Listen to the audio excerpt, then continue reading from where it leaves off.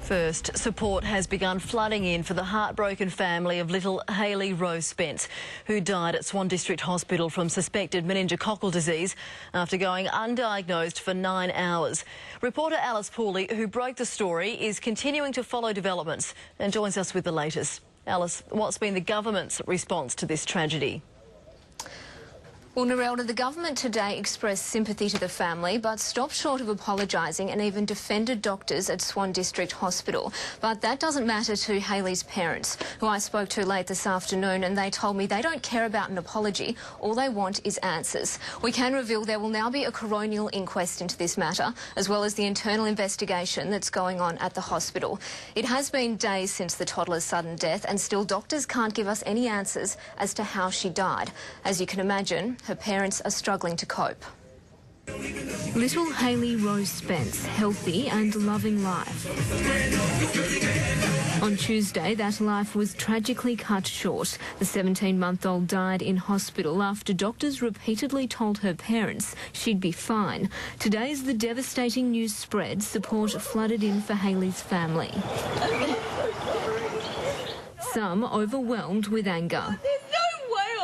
My baby in that hospital. No way. On Monday night, Hayley started vomiting and developed a rash. After spending 9 hours in Swan District Hospital, doctors made no diagnosis and told Pamela her daughter was healthy enough to go home. But after noticing the toddler's body was now covered in the rash, she refused to leave. A code blue was called soon after, and within minutes, Hayley was dead.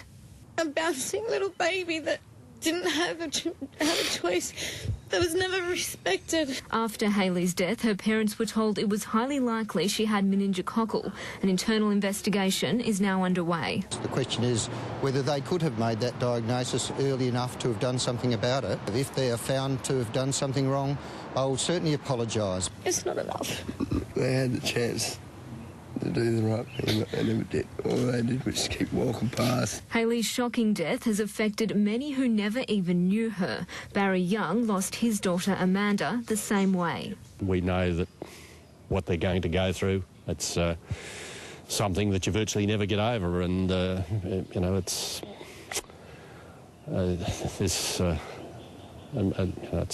just so sad. The family haven't ruled out legal action against the hospital or the health department, but they say the only thing that can ease their grief right now is answers. And they still have the heartbreaking task of telling their eldest daughter, Makita. What am I supposed to say to him? I can't tell her that she's not coming. I can't tell her that we're never going to pick her up. Donations have been flooding in for the family, who say they'll struggle to finance a funeral. I can't find the words to thank them. Just look at me.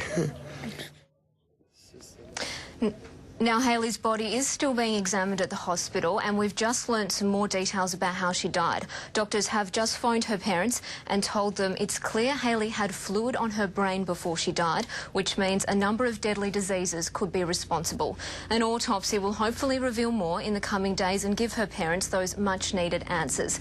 Of course, we'll bring you all the details as soon as they come to light, but for now, it's back to the studio.